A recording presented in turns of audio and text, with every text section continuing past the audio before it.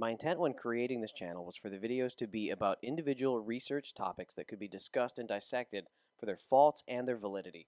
I did not plan to make another video so fast, mainly because my only subscriber at this point is Simon Dan. Hey Dan, thanks. But today Globebusters threw some absolute false information in my face. Let's listen to Bob Knodel about his beliefs of if the ISS is really what we are seeing at night with that light passing overhead. It's impossible at 250 miles, even if it's directly above your head. You can barely see a 747 at cruising altitude, which is about 6 miles up. You can see it as a little bitty spot in the sky with the naked eye, but if it were to double that distance, you'd never see it, ever. Not a chance, not in a million years would you ever see it. And when you're talking about, 20, 30, 40 times that distance, for something that's roughly the same size, that's impossible. But, like I said, when you start increasing that lateral distance to, plus or minus over 1,000 miles in each direction, and mind you, when we watch this thing, guys, when we're watching this thing, does the angular size ever change? No, it doesn't. That's pretty astounding. And remember, that's traveling at 5 miles per second. And yet, in other words, in every 1 second, we are traveling the distance that we would be looking at a 747 on the ground from, right? And it's either moving towards us, which means it should be getting bigger, and it doesn't, or it's moving away from us, which means it should be getting smaller, and it doesn't, right? Big problem there. So You're absolutely right, Bob. There's a big problem here.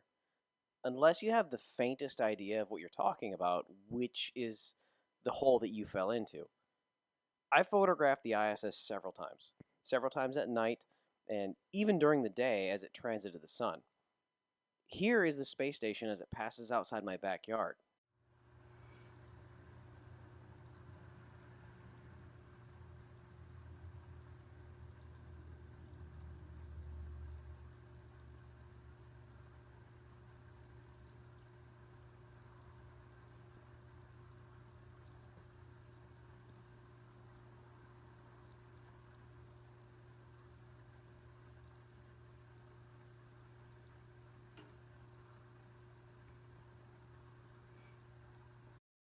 And here's the station as it passed in front of the sun. This is the first time I'd photographed a transit, and I cannot tell you how excited I was when it actually worked. These are individual images, they're not video. This was shot on a Nikon D800 at full speed, as fast as I could take shots. All I did was mash the button when I knew it was time. And as you can see, it is at a blistering speed, and that's on full auto. And I captured a whole of 5 images of the space station as it passed. Several months later, I had another chance to photograph the transit, but I didn't pay attention to what the Transit Finder website was telling me. I looked at it, I knew where the location was, and all I could think about was, this time I have 4 seconds. There's going to be an entire 4-second transit rather than the 1 second I had last time. So I readily packed up all my equipment, raced out into the countryside, and shot again. And this is what I got.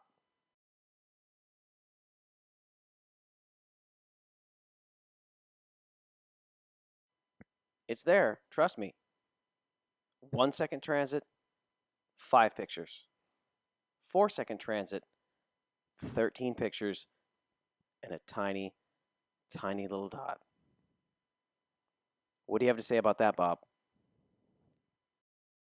does the angular size ever change? No, it doesn't. Does the angular size ever change? No, it doesn't. Does the angular size ever change? No, it doesn't. Does the angular size ever change? No, it doesn't. Does the angular size ever change? No, it doesn't. Does the angular size ever change?